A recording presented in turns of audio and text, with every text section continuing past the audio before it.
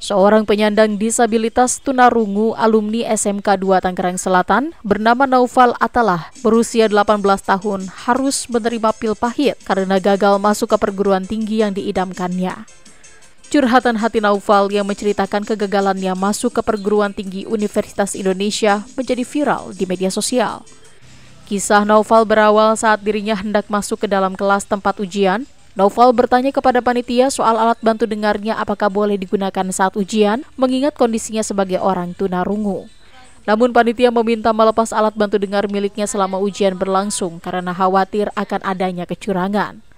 Meski berat hati, Naufal pun menurutinya karena takut tidak diperbolehkan mengikuti ujian.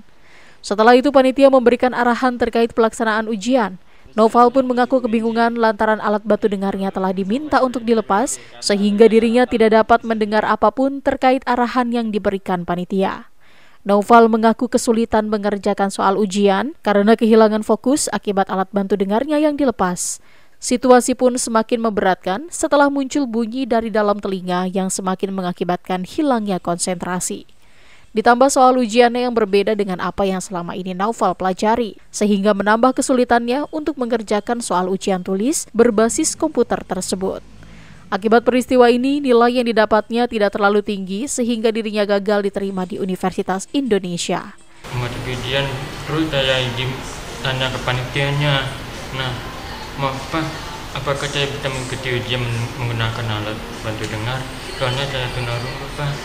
Terus panitianya berdua lagi ngobrol, mau nanya boleh enggak. Itu dia jawab, tapi kalau sedang ujian alat bantu dengar dilepas aja. Ya udah saya lepas, takutnya kayak ada kejadian apa gitu, takutnya nanti nggak bisa ikut ujian, terus nggak bisa keluar skor nilai UTBK-nya karena ada hal yang mencurigakan. Terus ya udah saya lepas alat bantu dengar dua-duanya.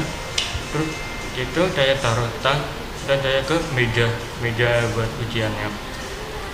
Nah itu saya ada pengaraan sebelum ujian kan ada pengaraan. Saya itu udah nggak pakai alat bantu dengar. Saya itu saya merasa bingung tapi nggak dengar apa-apa, nggak dengar panitia ngomong. Terus saya mulai fokus bacaan gerakan bibir panitia, walaupun saya agak bingung kalau panitia ngomong apa, takut saya bingung gitu. Habis itu ujian mulai, saya ujian terus dari awal udah semangat maksudnya kayak semangat ujian, tapi lama kelamaan saya menurun karena dapat alat bantu dengar itu kita bilang saya menurun. Naufal berharap untuk UTBK tahun 2025 bagi penyandang disabilitas agar diberikan kesempatan serta kemudahan untuk tidak mengharuskan melepas alat bantu dengar.